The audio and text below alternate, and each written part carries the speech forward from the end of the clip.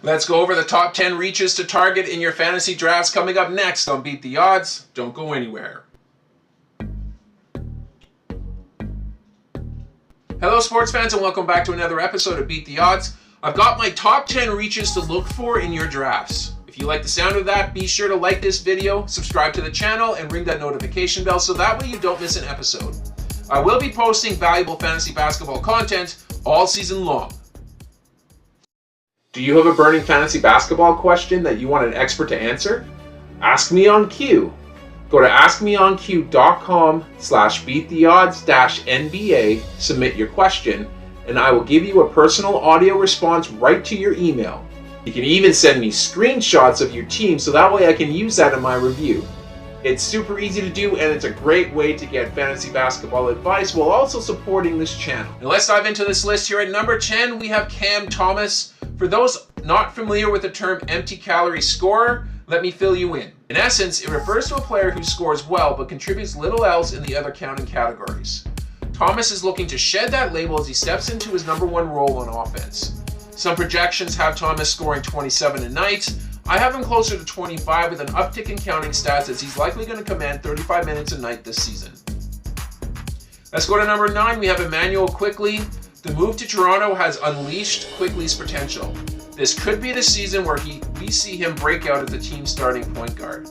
IQ and Tyrese Maxey's game are actually quite similar, and now I don't expect the former to post a season like the latter. I do believe that we should see IQ eclipse 20 points per game while adding in 6 assists. If he's available in the 5th round, I'd pull the trigger. Let's go to number 8. We have Jalen Duren. I'm expecting big things from the young cornerstones of the Pistons franchise now that JB Bickerstaff has been instated as head coach. I expect Coach Bickerstaff to lean into the team's defensive prowess, which means we may see Jalen Duren roam a little more freely on defense. He'll be a lock to surpass his 1.3 stocks from last year, and if he can hold his free throw percentage around 80%, he's going to be a steal in the 5th round. Want to join one of my fantasy basketball leagues? Sign up for free today and you could win a Victor Wembanyama graded card. There's limited spots, so you better sign up today. Let's move on to number 7. We have Evan Mobley. Now, what is the ceiling for Evan Mobley? Is this the year he becomes the 2010 player I think he could be? Is there another level to his defensive prowess? Mobley locks in as a secondary scoring option behind Donovan Mitchell, but this year he could separate himself as the clear number 2 ahead of Darius Garland. I like the upside here, and I'm gunning for Evan Mobley hard in the 4th round. Moving on to number 6, we have Ja Morant. Injuries and suspensions have dampened Ja's value going into the season, and that's absolutely fine for me. It's difficult to win a league without taking a little bit of risk, and the reward for getting Ja in the late 3rd round makes it extremely worth it. For what it's worth, Ja said that he has come into the season feeling happier than he has in a long time. Hopefully that translates into 70-plus games this year. Let's go to number 5. We have Jalen Johnson. As a rule, I put Jalen Johnson as my first pick off the queue in my fantasy basketball drafts. I don't want to miss any of my chances at drafting him this year. How will DeJounte Murray's 20 points per game be distributed amongst the remaining players on this team? I think Jalen secures 5 of those points and we see him become a regular 20-point scorer that's going to provide excellent rebounding with a shot at 2.5 stocks this year. Let's go to number 4. We have Alperen Şengün. I don't like his free throw percentage. That's about it. That's really the only fault that I can find against Şengün. I suppose you must look for blocks elsewhere as well. But you must do that if you were lucky enough to draft Nikola Jokic. And really, Şengün should be deserving of being included in the discussion as the best passing center by season's end along with Jokic and Domantas Sabonis.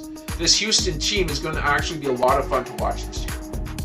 Are you looking for expert advice for your upcoming basketball drafts? Well, I've got you covered. I've got my top 100 players in points, head-to-head, and roto leagues, as well as the top 10 players for each position. And best of all, it's absolutely free. That's right. To cash in on that, be sure to check out my draft kit playlist at the end of this episode. Let's go to number 3. We have Scottie Barnes. What can't Scottie do? You need a player to get you a bucket? Check. How about a key rebound? Check. A facilitator in your offense? Yeah, he can do that too.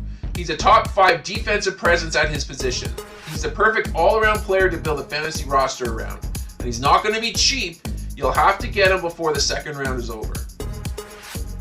Let's go to number 2. We have Trae Young. Admittedly, I'm a little torn about picking up Trae Young. In leagues that prioritize scoring, he's a great pickup at the end of the first round, as I expect him to approach 30 points per game this season. In leagues that prioritize efficiency, I expect that his 30 points per game is going to be the hardest 30 points to get in the league as teams collapse in on him on defense. Reach for Young in points and head-to-head leagues, but maybe lay off of him in rotisserie leagues. And finally, at number 1, we have Tyrese Halliburton. Is it possible that Tyrese is still underrated? Looking at his averages from last season, I think there's still some room for growth in arguably the league's best floor general. In 69 games last season, Halliburton ranked 82nd in the league in usage. That's got to go up this year, and I believe that his scoring and assist numbers should increase with this incredibly fast-paced Indiana offense. And that's going to do it here for this episode. I hope you guys enjoyed it. If you did, please leave a like on the video, and of course subscribe to the channel for more content like this. I'm going to sign off for now, but I will catch you guys on the next episode.